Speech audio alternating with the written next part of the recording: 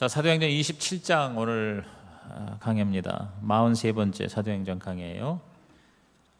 이제 다음 주 수요일이면 우리 사도행전 대단원의 마무리가 됩니다. 잘했으면 오늘로 28장이 끝났으면 좋을 것 같은데 뭐 그렇게 큰 의미는 없으니까 계속해서 우리 강해 설교로 은혜 받는 저와 여러분 되기를 주의 이름으로 축복합니다. 이제 바울은 다른 죄수들과 함께 군인들의 호위를 받으면서 이제 로마를 가게 됩니다. 그 당시에는 배로 가는 게 가장 빠르고 또 안전하기 때문에 백길이 2000년 전이니까 얼마나 오래전 얘기예요.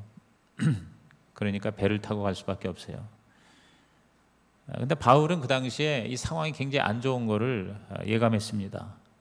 그래서 사실 말렸어요. 좀 더 있다가 가야 된다고. 그러나 군인들은 강행을 한 거죠. 아니나 다를까 그레데 항구로 가는 길에 그 이름도 유명한 유라굴로라는 악명 높은 광풍을 만나요. 이 유라굴로라는 말은 원래 동북풍의 바람이다 하는 뜻이에요. 유라스라는 단어와 아킬로라는 단어의 합성어인데 유라스는 동풍이고 아킬로는 북풍이에요. 그래서 동풍과 북풍이 함께 분다. 이른바 북동풍 혹은 동북풍의 강력한 태풍이죠. 태풍. 겨울 태풍입니다. 이때가 시즌이 11월 정도 됐어요. 그래서 11월부터 3월까지는 겨울에 지중해에 사실상 배가 다니지 못할 정도의 광풍이 심각했습니다. 근데 과연 그 유라굴로의 광풍을 만나요. 그래서 거의 보름 가까이 14일 동안 생사의 기로에 서게 되는 것을 여기 본문에서 말씀하고 있어요. 그래서 14일 동안 거의 1000km 가까이 800km 정확히 이렇게 그 배가 흘러간 거리를 계산을 했더니 한 800km가 돼요. 한 800km, 1000km를 배가 제정신을 못 차리고 14일 동안 보름 동안 그야말로 진짜 배가 깨지는 다 몰사당하는 이 파도를 만나는 거가 여러분 얼마나 무서운지 몰라요. 저는 옛날에 저기 남해를 한번 혼자서 여행한 적이 있어요. 혼자서 여행을 우리 집 사람하고 같이 갔다가 와이프가 그때 은행에 다녔기 때문에 먼저 보내고 나 혼자 며칠을 더 거기서 여행을 한 적이 있는데 그때 한산도 가는 길에 뭐 유라굴로는 아니지만 굉장히 높은 파도를 만났어요. 파도를 만나가지고 배가 이렇게 올라가 하늘을 보이더니 이렇게 하니까 바다가 보이는 거예요. 유람선 조금 더 큰 배인데 여러분 그 파도가 무서워요. 말도 못해요. 진짜 겁나더라고. 그러니까 이 죽음의 공포가 막 느껴지는 정도예요. 그래 뭐 사람이 뭐 난리가 났어요. 뭐 오바이트 하고 뭐 엎어지고 자빠지고 뭐 아깝거리고. 그래서 이 파도라는 게 무섭다는 거를 그때 제가 조금 이렇게 경험을 했는데 그거하고는 비교가 안 되는 어마어마한 대해의 광풍이 바로 유라굴로예요. 이 배에 276명이 탔어요. 276명. 모두가 두려움과 절망에 죽음의 공포에 떨고 있을 때 여러분 하나님의 사람 바울이 여기 진정한 구원자로 리더로 이 배를 구합니다. 그리고 한 사람도 죽지 않고 살아나게 돼요. 저는 이 사건을 통해서 진정한 리더십, 사도 바울의 정말 리더로서의 그 어떤 가치를 느껴요. 그리고 이 위기를 통해서 바울은 하나님을 높이는, 하나님을 증거하는 기회로 기가 막히게 아주 결정적으로 이렇게 영광을 돌리는 걸 봅니다. 오늘 저와 여러분의 인생에도 원하지 않은 유라굴로의 광풍이 다가올 수 있어요. 개인적으로나 가정적으로나 교회적으로나 국가적으로 유라굴로는 항상 있습니다. 자연의 이 광풍과 태풍이 일어나듯이 우리 인생에도 항상 맑고 잔잔한 좋은 날만 있는 게 아니에요. 굳은 날이 있는 거예요. 그건 어쩔 수 없는 섭리 운명이죠. 그런데 문제는 그 위기를, 그런 유라굴로를 우리가 당할 때 어떻게 대처하냐에 따라서 그 유라굴로가 엄청난 우리의 축복이 된다. 할렐루야. 이 바울에게는 이 유라굴로가 어마어마한 하나님의 은혜가 된 거예요. 유라굴로가 아니었다면 여러분 바울이 그냥 할 수 없는 그저 별별 없는 죄수로 끌려가는 정도였는데 유라굴로 때문에 바울은요 276명을 구원하고 그들의 진정한 리더가 되고 거기 선장이 있고 선주가 있고 그 다음에 전체를 호송하는 백부장이 있음에도 불구하고 진짜 리더는 바로 뭐예요? 바울이 된 거예요. 바울이. 그리고 바울이 결정적으로 이들을 구원함으로 하나님께 영광을 돌리고 하나님의 은혜와 구원을 전하는 찬스가 되었다.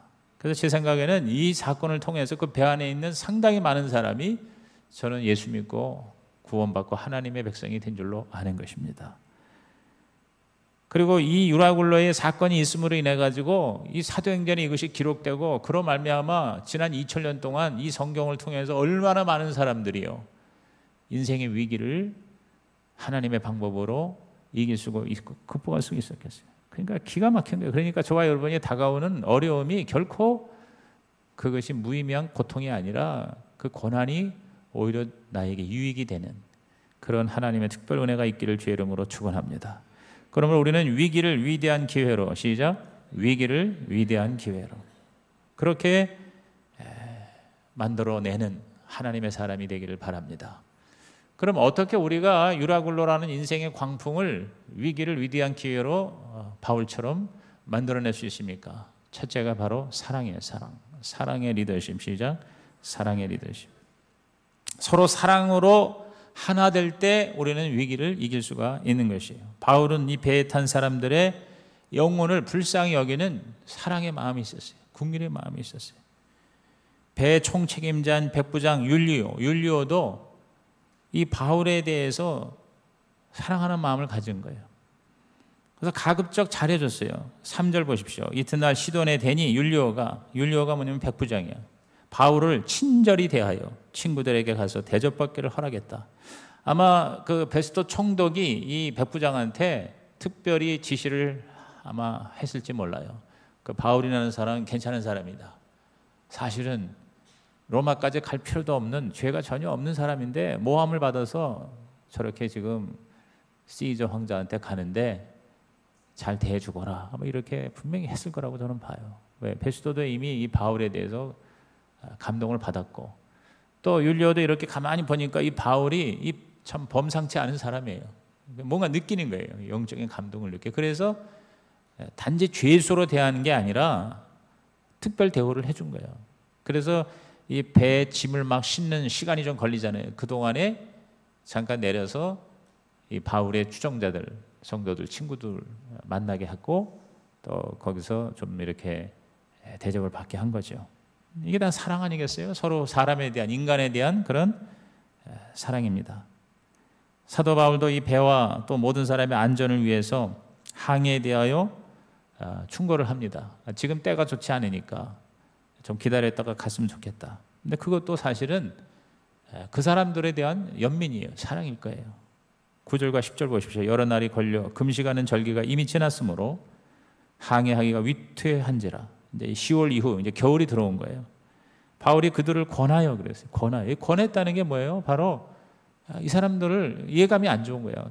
자기의 경험적인 지식으로나 또 기도하는 사람이니까 하나님께서 감동을 주셔서 이거 참 어렵겠다. 그래서 권한 거예요. 말하되 여러분이여 내가 보니 이번 항해가 하물과 배만 아니라 우리 생명에도 타격과 많은 손해를 끼치리라. 그렇게 충고를 한 거죠. 사랑하기 때문에 충고를 하는 거예요. 여러분 자꾸 이렇게 누가 특별히 저에게는 아내가 저한테 충고를 많이 합니다. 이러고 저러고 얘기를 합니다. 오늘도 내가 우리 은행 차장이 번갈아 가면서 와. 오늘 여자 차장이 왔는데 그 사람들 전도 대상이라 이제 그래서 얘기를 하는데 이렇게 좀 가급적 따뜻하게 대해줘서 그런지 나보고 참 목사님이 그렇게 얼굴이 훤하시고 역시 믿는 분이라서 그런지 목사님하고 사모님을 보니까 정말 굉장히 온화해요. 나한테 그래. 야, 나 오늘 최고의 칭찬을 들었어. 왜 예수 안 믿는 사람은 나를 알아주는데 우리 성도는 왜 나를 못 알아줘? 너무너무 그냥 온화하고 이렇게 대해 주시는 게, 그래서 야, 정말 예수 믿는 사람이 다른 것 같다 하는 느낌이 있어요. 그래서 내가 할렐루야. 그래서 우리 내년에는 복을 많이 받으시고 내년에는 자전거도 타시고, 이 사람이 자전거 타고 싶어 하더라고. 내가 가르쳐 드릴게요. 그리고 내년에는 우리 교회 꼭 와서 예배를 드리시기를 바랍니다. 대답은 잘해. 그렇게 하겠다고. 그러고 갔는데, 그러면서 정말 부모님이 너무너무 따뜻하고 온화하시대요. 그래서 너무 따뜻하기 때문에 나한테 잔소리를 좀 합니다. 그랬더니 아니 사모님이 목사님한테 잔소리를 하세요? 나 잘되라고 충고하는 거죠. 근데 충고라는 게 그게 그렇습니다. 충고를 받을 때 그게 올바른 얘기일지라도 그렇게 좀 썩 기분이 안 좋을 때가 있어요. 왜? 이 남자의 자존심이 있으니까. 여자는 말하는 은사가 있고 2만 5천 마디 하면, 내가 그런 얘기까지 다 했어요. 남자는 15,000마디인데 여자는 2만 5천 마디. 이거 더 통계치가 그래요. 평균이. 그러니까 여자가 말을 10,000마디를 더 해요. 그러니까 자기가 그거 맞는 것 같아. 왜? 자기들도 만나면 맨날 밥 먹은 다음에 차 마시면서 4시간, 5시간 수다 떠는 거는 육아 아니라는 거예요. 그래요. 하나님이 그렇게 만드는 거예요. 그러면서 이제 그 하나님이 그 창조하셨기 때문에 부모가 나를 낳아줬는데 부모를 모르고 부모가 없이 사는 사람이 얼마나 불쌍합니까? 고하잖아요. 우리가 사실은 진짜 부모가 하나님이에요. 우리가 이 세상에 존재하는데 거기 내가 앞에 있는 화분을 보고 이 화분 누가 만들어서 여기 있는 것처럼 우리도 하나님이 만들었기 때문에 여기 존재하는 거예요. 스스로 존재하는 건 이 세상에 하나님밖에 없어요. 하나님이 나를 만들었고 당신을 만들어서 존재하는 건데, 나를 만드신 진짜 부모를 모르고 사는 거는 얼마나 안타까워요. 그러니까 다 그걸 알아듣고 끄떡끄떡해. 이제 그러면서 내가 그 충고에 대한 얘기를 했어요. 아주 유명한 사람이 말했습니다. 절대로 충고하지 말아라. 왜냐하면 충고를 받아들이는 사람은 충고를 안 해도 될 사람이다. 괜찮은 사람이니까. 충고를 했는데 안 받아들인다. 안 받아들이는 건 안 하면 못하다. 괜히 마음에 상처만 주고받는 것이고, 그 받아들이지 않을 걸 뭐하러 얘기를 하느냐. 그러므로 충고는 안 하는 것이 좋은 것이다. 그게 이제 3단 논법이야. 그게 누가 그랬어요. 그러면서 충고라는 것은 그 사람이 받아들일 준비가 되어 있을 때 하는 것이 가장 좋은 것이다. 나한테 충고 좀 해주세요 라고 준비되어 있을 때 충고하는 것이 그게 가장 효과적이다. 차 한 잔 시켜놓고 그렇게 이제 얘기를 한 거예요. 근데 설교를 먼저 하고 왔어, 내가 지금. 한 사람한테. 이렇게 바울이 충고한 건 사랑하기 때문에 그런 거예요. 그렇죠? 여러분, 누군가가 정말 우리에게 아픈 말을 하는 거예요. 이렇게 했으면 좋겠어요 하는 거는 사랑하기 때문에 하는 거지, 사랑하지 않은 사람은 그런 말을 안 하고 뒤에서 씹죠. 뒤에서 씹어요. 막 안 좋게 이러고 저러고 얘기하지, 정말 사랑하기 때문에 와서 기도 많이 하고 이렇게 하는 게 좋을 것 같습니다. 뭐 아내는 남편을 너무 사랑하기 때문에 이제 자꾸 얘기를 하는 거겠죠. 남편은 또 아내한테 그렇게 얘기를 하는 거겠죠. 지금 바울이 사랑하기 때문에 이게 까딱까딱 다 죽을 것 같으니까 이왕이면 좀 더 머물다가 가는 게 좋겠다. 그러나 백부장은 바울의 말보다 선장과 선주의 말을 더 받아들입니다. 바울의 충고를 무시합니다. 11절 보니까 백부장이 선장과 선주의 말을 바울의 말보다 더 믿더라 그랬어요. 하나님이 함께하는 사람들, 그 바울을 모르는 거죠. 그러니까 뭐 당신이 뭘 알겠냐, 이제 속으로 그랬겠죠. 괜찮은 사람인 건 알겠는데, 아니 평생 이 배를 모는 선장, 선주 이런 사람들이 더 잘 알지. 당연한 얘기지. 인간적으로 볼 적에는, 인본주의 입장에서는 여러분 경험과 지식과 전문성이 더 사실은 믿을만 해요. 그러니까 바울의 말을 받아들이지 않아요. 그래서 선장, 선주에. 근데 제 생각에는 이 선장과 선주는 돈을 벌어야 되니까 배를 띄워야 될 거고, 당연히 그렇죠. 그런 거 뭐 자신 있는 거지. 왜? 뭐 수십 년 했으니까. 그 다음에 이 백부장은 지금 명령을 받고 지금 로마로 가는데 군대 소집해가지고 짐까지 다 실었는데, 그래도 가는 게 낫지. 근데 들어보니까 괜찮다고. 근데 그 죄수의 말을 들을 리가 있겠어요? 그러니까 이거 어떻게 보면 인본주의 입장에서는 이거는 굉장히 상식적인 얘기일 수 있어요. 그래가지고 그냥 떠난 거예요. 처음엔 좋았어요. 13절에 보면은 순한 남풍이 불어가지고 제법 그럴듯하게 이제 배가 떠난 거예요. 그런데 그게 이제 하루도 못 간 거지. 그러면서 그때부터 이제 난리가 난 거야. 14일 동안. 그러면서 거기서 이제 공동 운명체가 된 거죠.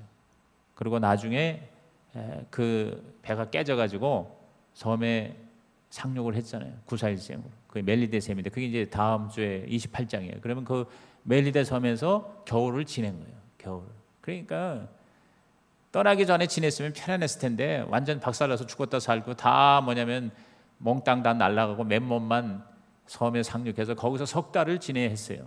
그러니까 석 달에 14일 보름에 거의 넉 달 가까이 사실 이들이 같이 그 배 안에서 공동 운명체가 된 거 아닙니까? 광풍 때문에 먹지를 못하고 보름 동안 너무너무 막 난리를 치니까 뭐 먹을 수가 없고 잠도 못 자고 그러니까 다 죽은 거는 다름없지. 먹으면 토하고 그리고 뭐 먹는 게 문제가 아니야 지금. 뭐 그야말로 진짜 죽음의 공포 앞에 그렇게 초죽음 상태에 있었던 이 상황에서 바울은 쫓아다니면서 이제 음식을 먹입니다. 하나님을 믿으라고 그러면서 소망을 주면서 음식을 먹도록 권하죠. 이 33절에서 34절 보십시오. 날이 새어가며 바울이 여러 사람에게 음식 먹기를 권하여 이르되 너희가 기다리고 기다리며 먹지 못하고 줄인 지가 오늘까지 열 나흘인즉 34절 음식 먹기를 권하노니 이것이 너희의 구원을 원하는 것이요 너희 중 머리카락 하나도 잃을 자가 없으리라. 그래서 이렇게 육체적으로 먹게 해서 힘을 갖게 하고 그 다음에 정신적으로 이제 희망을 주는 거예요. 이렇게 격려를 하는 거예요. 이게 바로 사랑의 표현이에요. 죄수로 끌려가던 바울이 이 같은 위기에서 사랑을 실천하고 보여줌으로 막 다 죽어서 이렇게 다 늘어져 있는데 막 쫓아다니면서 입에다가 막 음식을 넣어주면서 힘내 먹어야 살아 여러분 바울이요 그 200 몇 명을 다 쫓아다니면서 음식을 권하는 그 모습을 상상을 해보세요. 그게 사랑이 아니면 이번에 저 이태리의 그 배가 침몰을 하는데 500 몇 명이 그래도 세월호보단 낫지. 그 선장이 끝까지 지켜서 10명만 죽고 500 몇 명이 살아났는데 하루 종일 구조했대. 헬리콥터로 구조하고. 근데 거기서 먼저 나 살겠다고 단테의 지옥이 딴 데가 아니라 바로 여기라고. 그렇게 지금 보도가 나왔잖아요. 사람이요 지금 눈에 뵈는 게 없는 거예요. 내가 살려고 할 때. 바울도 지금 죽겠는데 바울은 쫓아다니면서 음식을 먹으라고 권하고 어깨를 두들기면서 절대 안전할 것이다. 죽지 않을 거야. 이게 바로 뭐예요? 그게 바로 사랑이죠. 그걸 통해서 하나님의 사랑을 느끼게 한 거예요. 그러면서 그걸 줄 때 그냥 준 게 아니라 그 음식을 축사를 하면서 줬어요. 축복을 했어요. 자, 35절 보세요. 떡을 가져다가 모든 사람 앞에서 하나님께 축사하고 떼어 먹기를 시작하며 그들도 다 안심하고 받아 먹었다고 그랬어요. 이 배에서 지금 성찬식에서 성찬식. 떡을 떼어주면서 축사하고 마치 그 예수님이 오병이어의 그 떡을 떼어서 나눠줌으로 수많은 그 배고픈 사람들이 힘을 얻는 모습을 연상케 하는 거죠. 그러니까 바울은 참 철저하게 예수님을 그대로 카피한 사람이에요. 복사판이에요. 그 다음에 나중에 이제 진짜 구사일생으로 헤엄쳐서 멜리데셈에 상륙할 때 그때 막 죄수들이 이게 바울과 함께 죄수가 한 10여 명 이상 탄 것 같아요. 아주 극악무도한 그런 죄수들이 같이 거기 탔을 거라고 봐요. 근데 그 죄수들이 이제 배가 파선하면서 섬에 상륙하는 과정에 막 도망갈 수도 있을 거 아니에요. 그러니까 그걸 보고 이제 이 군인들이 저 죄수들을 죽입시다. 도망가가지고 잃어버리느니 차라리 죽이는 게 낫겠다. 그랬을 때에 여러분 이 백부장이 그러지 말아라. 죽이지 말아라. 27장 42절 이하에 보세요. 군사들은 죄수가 헤엄쳐서 도망할까요? 그들을 죽이는 것이 좋다 했으나 43절 백부장이 바울을 구원하려 하여 그들의 뜻을 막고 헤엄칠 줄 아는 사람들을 명하여 물에 뛰어내려 먼저 육지에 나가게 했다 그랬어요. 그러니까 죄수를 다 죽인다는 건 바울도 죽여야 되는 거예요. 바울이 지금 죄수예요. 그런데 이 백부장이 볼 때 그 바울을 살려야 되겠다. 그래서 죽이지 못하게 한 거예요. 그러니까 이 백부장 율리오에게도 그런 사랑이 이제 이렇게 하나가 된 거예요. 그래서 결국 죄수도 바울도 군인들도 그 배 안에 탄 그 276명이 다 뭐냐? 사랑의 공동체가 되었다. 오늘 위기를 통해서 오히려 더 하나 되고 더 사랑할 수 있는 찬스가 될 줄로 믿는 것입니다. 어떠한 위기도 그 구성원이 서로 사랑하고 하나가 되면 능히 이길 수가 있는 것입니다. 가정에 유라굴라가 왔을 때 가정이 똘똘 뭉쳐서 가족들이 하나가 돼서 서로 사랑하면 일어날 수가 있는 거예요. 그런데 서로 아버지 때문에 엄마 때문에 니들 때문에 그러면서 서로를 사랑하지 못하면 박살나는 거지 뭐. 교회도요, 사랑으로 하나 될 때 교회의 위기가 극복이 될 수가 있는 것입니다. 회사도 마찬가지죠. 회사에 유라굴로가 다가올 때 똘똘 뭉쳐서 하나가 되면 일어설 수가 있는데 서로 물고 뜯고 싸우면 그 망하는 거예요. 국가도 마찬가지고 사랑은 모든 것을 이기는 것입니다. 사랑은 위기를 위대한 기회로 만들어주는 하나님의 능력인 것입니다. 한번 따라합시다. 나는 사랑의 사람입니다. 우리 옆에 계신 분에게 주님의 사랑으로 사랑합니다. 여러분 미워도 다시 한번 사랑하시기를 바랍니다. 두 번째, 이 위기를 위대한 기회로 만들었던 것은 바로 믿음의 리더십. 시작. 믿음의 리더십. 유라굴로를 이긴 진정한 힘은 하나님에 대한 바울의 믿음이었어요. 보름 가까이 유라굴로가 맹위를 떨칠 때 인간적인 수단과 방법을 다 써봤어요. 배의 모든 짐을 다 버리고 배의 필수적인 기구까지도 다 포기하는 상황, 모든 걸 다 해봤지만 희망이 없었어요. 자, 20절 보십시오. 여러 날 동안 해도 별도 보이지 아니하고 큰 풍랑이 그대로 있음에 구원의 여망마저 없어졌더라. 완전히 이건 끝장이 난 거예요. 이번에 에어 아시아라고 해서 인도네시아 상공을 가든 거기 우리 한국 선교사 부부하고 딸도 이번에 세상을 떠난 걸로 돼 있죠. 이제 그게 이렇게 10km 정도가 되는 이런 정난운이라고 하는 그런 그 구름을 만나면 비행기가 그 속에 들어가면 엄청난 위험이라는 거예요. 그 안에 수천만 톤의 물이 있대요. 완전히 물기둥 속으로 들어가는 거라는 거예요. 근데 그거를 피하려고 이제 좌측으로 가게 해달라니까 그 공항에서 허락을 했단 말이에요. 그러니까 비행기가 절대 자기 마음대로 못 가는 거예요. 이게 다 교신을 해서 허락을 받아야 되는 거예요. 거기까지 허락이 아닌데 막상 들어가 보니까 이게 너무너무 엄청난 정난운이 아마 앞에 있었던 것 같아요. 그러니까 조종사가 급히 위로 올라가겠다. 고도를 한 5,000m 이상 올려야 되겠다. 왜냐하면 정난운이 있을 적에는 옆으로 피하든가 아니면 그 위를 넘어가야만 안전하게 운행할 수가 있는데 마침 그 고도가 그 3만에서 3만 5천 피트에 있는 그 고도에 6대의 비행기가 지나가고 있었다는 거예요. 그러니까 보다 큰 비행기가 이번에 떨어진 비행기가 에어버스 300, 200인가 어째. 그러니까 한 200명이 채 못 타는 거예요. 근데 747이나 이렇게 3, 400, 500명 되는 이런 대형은 더 높여 뜨게끔 되어 있어요. 그러니까 이게 이 공중에도 이 길이 다 있는 거예요. 길이. 옛날 내가 그 파일럿 얘기 들어보니까 절대로 공중이니까 아무데나 가는 게 아니라는 거예요. 정확한 그 항로가 있대요. 길이. 그래서 그 길을 미리 사전에 다 내비를 받고 그 다음에 그 관제소에서 계속 끊임없이 도착할 때까지 이제 교신을 해가지고 가는 건데, 그러니까 이걸 항로를 바꾸는 거는 반드시 허락을 받아야 된다는 거예요. 그러니까 이제 그쪽에서 뭐라 하냐면 올라가면 지금 비행기가 여러 대가 지나가기 때문에 충돌 위험이 있으니까 허락을 안 했다는 거 아니에요. 그러니까 너무 아까운 거지. 예. 왜냐하면 비행기가 서로 이렇게 충돌할 확률이 사실 굉장히 그게 그렇거든요. 그러니까 적어도 한 몇 킬로 사이를 두고 아무리 가까워도 10킬로, 20킬로 이상 이렇게 사이를 두고 지나가야 되는데 차라리 위로 올라갔으면 그 비행기가 살았지 않았나 그런 생각을 해요. 근데 이제 그런 그 스토리를 들으면서 이번에 비행기가 결국은 유라굴로 속으로 들어간 거야. 그래가지고 그냥 그 교신 되자마자 그대로 추락을 해서 이제 다 좋은 걸로 되어 있는데, 내가 볼 때 지금 이 바울이 탄 배가 현재 그런 상황이에요. 지금 그 안에 들어가서 지금 어떻게 방법이 없는 거예요. 이러한 절대 절망적 상황에서 정말 천우신조라고 할 수 있는 구원의 길이 바울을 통해 허락되었으니 그게 바로 하나님의 계시였던 거예요. 그리고 그 계시에 대한 바울의 믿음이었어요.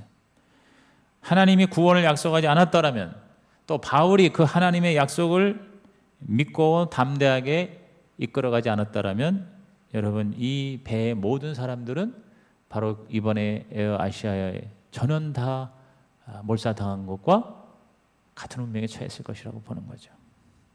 자, 22절 이하에 보십시오. 내가 너희를 권하노니 이제는 안심하라. 이제는 안심하라. 둘 중에 하나, 미쳤거나 아니면 정말 하나님의 사람이거나. 너희 중에 아무도 생명에는 아무런 손상이 없겠고 오직 배뿐이리라. 이건 하나님으로서 완전히 받았기 때문에 바울이 이렇게 얘기하는 거예요. 그러니까 정말 대단한 하나님의 그런 사람이죠. 나의 속한 바고 나의 섬기는 하나님의 사자가, 천사가 어젯밤에 내 곁에 서서 말하되, 그러니까 막 지금 요동치는 가운데 천사가 와서 바울한테 말했어요. 바울아, 두려워하지 말라. 내가 가이사 앞에 서야 하겠고.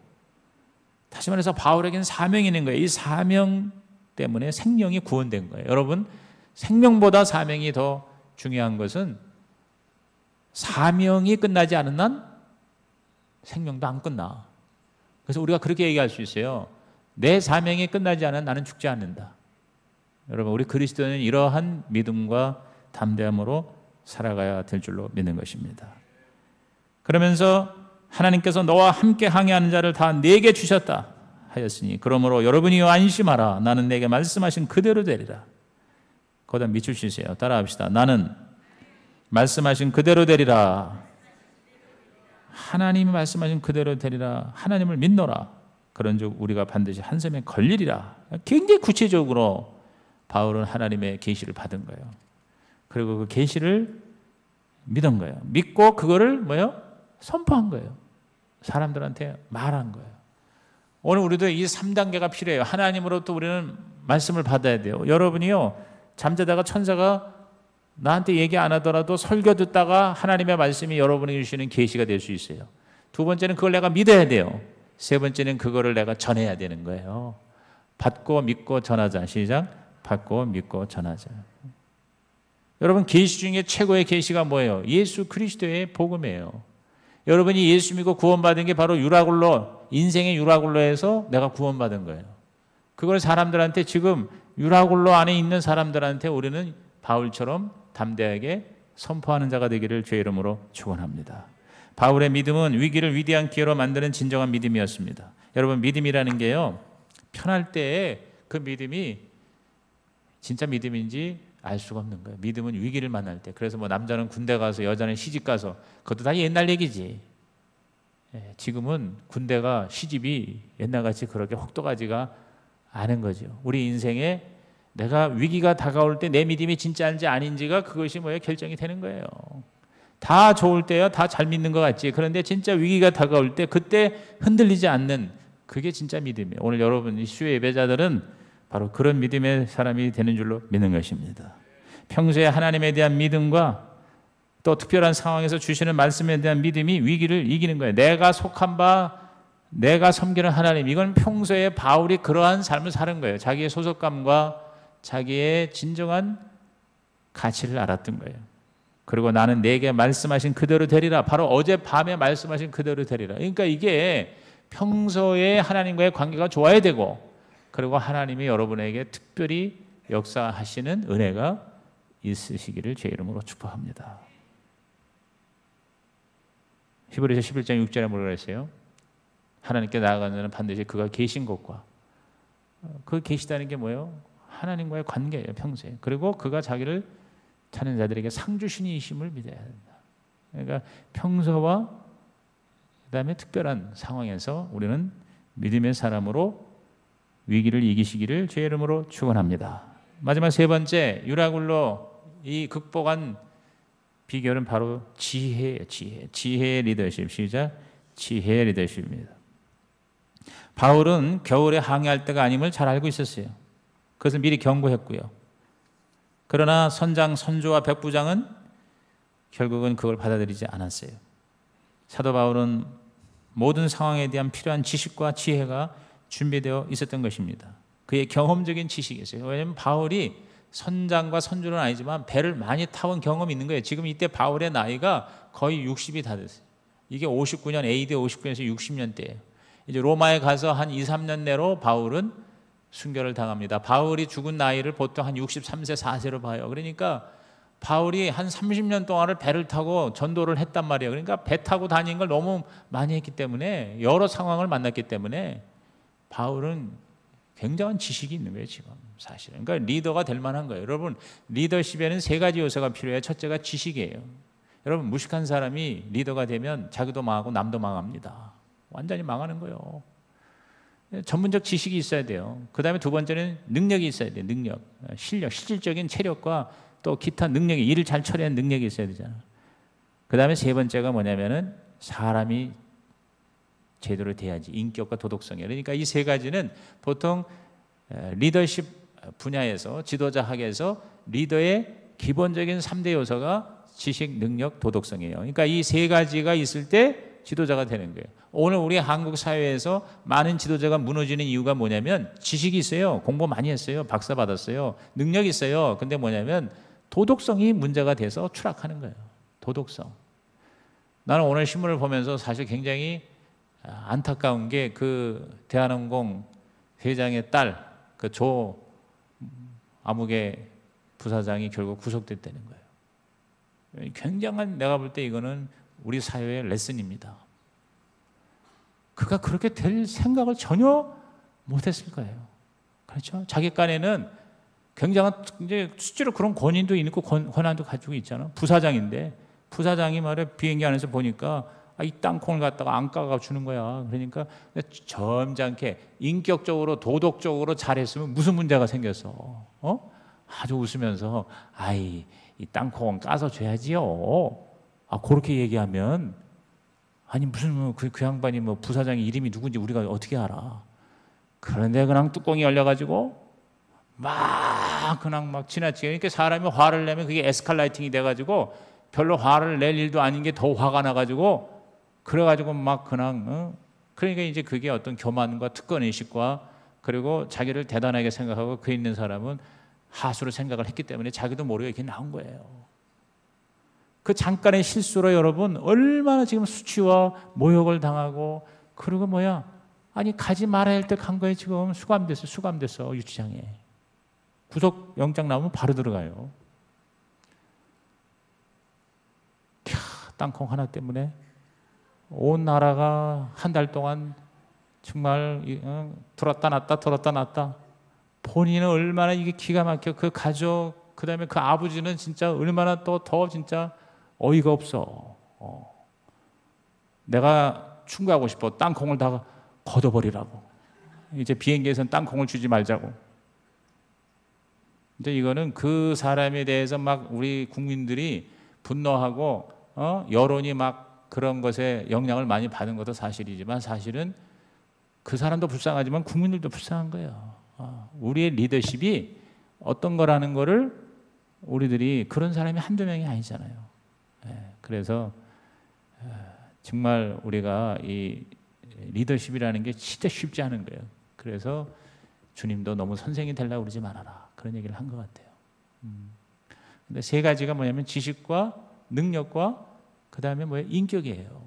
이 세 가지가, 근데 다 뭐냐면 우리가 요새 무너지는 게 도덕성과 인격이잖아요. 근데 그게 제일 어려운 거예요. 그거는 공부해서 학위를 받는 것보다 더 어려운 것 같아요. 이 도덕성과 인격이라는 것은 우선 타고나야 되기도 하고, 그 다음에 이거를 끊임없이 자기를 쳐서 복종시키지 않으면 쉬운 게 아니에요. 나이 먹었다고 됩니까? 아이고, 나이 먹어가지고 오히려 더 못 말리는 사람이 되는 경우 너무 많아요. 고집이 그냥 충만하기가 이를 데 없는 사람이 얼마나 많아. 여러분, 우리 진짜 우리 나이 먹으면서 우리가 조심해야 돼요. 여러분, 나이 먹은 사람들 나이를 먹었기 때문에 더 뭐냐면 자기가 변화가 안 되는 거예요. 우리끼리 얘기지만 사실 교회도 그런 경우를 많이 봐요. 여러분, 우리가 제일 힘든 게 바로 그건 것 같아요. 저도 그게 제일 힘들 수 있어요. 근데 여기서 뭐냐, 바울이 바로 그런 첫 번째 조건인 지식이 있었던 거예요. 그래서 제대로 된 충고를 한 거예요. 30절 이하에 보면요, 사공들이 도망하고자 하여 이물에서 닻을 내리는 척하고 거룻배를 받아내는, 그러니까 조그만 쪽배를 내려놓고 그걸 타고 사공들이 도망가려고 그러는 거예요. 왜냐하면 이러다가 다 죽을 것 같다 그러니까 사공들이요, 물을 좀 알고 바다를 알고 그러니까 딱 보니까 도망하기 지금 딱 좋은 상황이야. 그래가지고 에라 이거 계속 갔다가 우리 다 죽겠다 싶어서 도망가려고 하니까 31절에 바울이 백부장과 군인들에게 이르되 이 사람들이 배에 있지 아니하면 너희가 구원을 얻지 못하리라 하니 이에 군사들이 거룻줄을 끊어 떼어 버리니라 그랬어요. 왜 그래요? 이 사공이 없으면요 배가 운행이 불가능하잖아요. 나중에 다시 또 다른 배를 타고 가더라도 그걸 알고 그걸 미연에 방지한 거예요. 그러니까 바울이 굉장히 머리가 똑똑한 사람이에요. 굉장히 바울이 공부도 많이 했지만 IQ도 높았고 아주 엘리트였어요. 그런데 예수를 만나가지고 완전히 섬기는 사람이 된 거죠. 보름 동안 아무도 먹지 못했을 때 지쳐서 죽을 걸 알았던 바울이 찾아다니면서 음식을 먹이는 거, 이것도 아주 굉장한 지혜예요. 지혜. 먹어야 사는 거야. 그러니까 먹이는 거야. 막 강도를 입에다 집어넣고 먹이는 거예요. 여러분, 리더가 이렇게 지식이 있고 지혜가 있어야 돼요. 리더가 무식하면 다 망하는 거예요. 다 망하는 거죠. 그렇죠? 그러나 리더가 지식과 지혜가 있으면 모두 다 살아날 수가 있는 겁니다.